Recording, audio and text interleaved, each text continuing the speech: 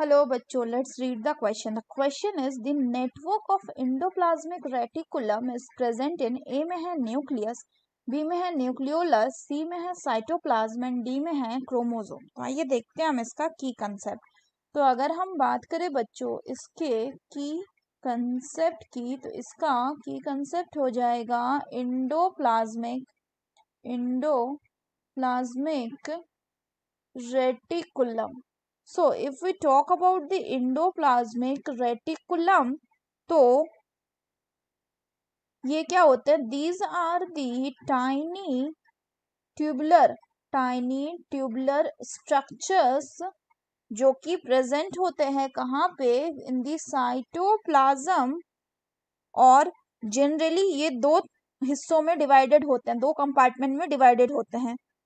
ये डिवाइडेड खुद नहीं, मतलब जनरली ये जो ईआर होते हैं या हम बोल सकते हैं जो एंडोप्लाज्मिक रेटिकुलम होते हैं, ये क्या करते हैं? ये डिवाइड करते हैं आपका इंट्रासेलुलर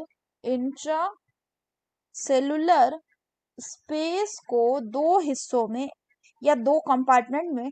एक को हम कहते हैं आपका ल्यूमिनल कंपार्टमेंट जो कि प्रेजेंट होता है इनसाइड द एंडोप्लाज्मिक रेटिकुलम, और दूसरे को हम कहते हैं क्या? एक्स्ट्रा ल्यूमिनल कंपार्टमेंट जो कि प्रेजेंट होता है कहाँ पे? इन दी साइटोप्लाज्म. तो अगर फर्दर बात करें तो हम देख पा रहे हैं कि ये जो डायग्राम है बच्चों, इस डायग्राम में ये क्या है? ये आपका एक एंडोप्लाज्मिक रेटिकुलम का डायग्राम है, जिसमें जो एंडोप्लाज्मिक रेटिकुलम होता है मेनली दो तरह का होता है, एक रफ और एक स्मूथ. तो ये वाला जो डायग्राम है ये किसका है? This diagram represent the rough endoplasmic reticulum. इसमें क्या है कि इसके सरफेस पे अटैच रहेगा क्या? अटैच रहेगा आपका राइबोसोम. वहीं ये जो डायग्राम है, this diagram is of smooth endoplasmic reticulum, जिसमें कि आपका इसके सरफेस के साथ राइबोसोम अटैच नहीं है. जनरली जो रफ एंडोप्लाज्मिक रेटिकुलम है, चूंकि इसमें राइबोसोम अटैच होता है, देयरफॉर ये जो रफ एंडोप्लाज्मिक रेटिकुलम है ये मेनली पार्ट करता है किसमें? In the process of protein synthesis and secretion. वहीं जो स्मूथ एंडोप्लाज्मिक रेटिकुलम है इसका मेन काम होता है इन lipid synthesis.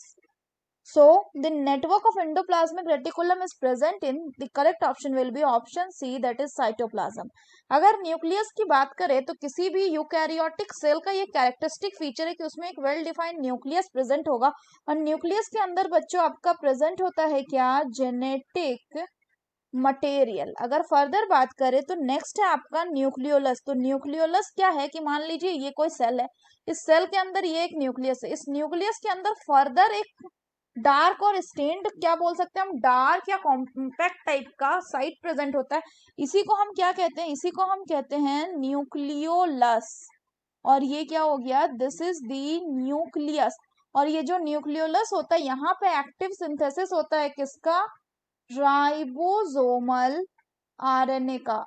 अगर हम क्रोमोसोम की बात करें तो क्रोमोसोम के अंदर प्रेजेंट होता है क्या? डीएनए. और DNA consist of gene which is the unit of inheritance. So that's all for the question बच्चों. Hope you understood it well. Best of luck.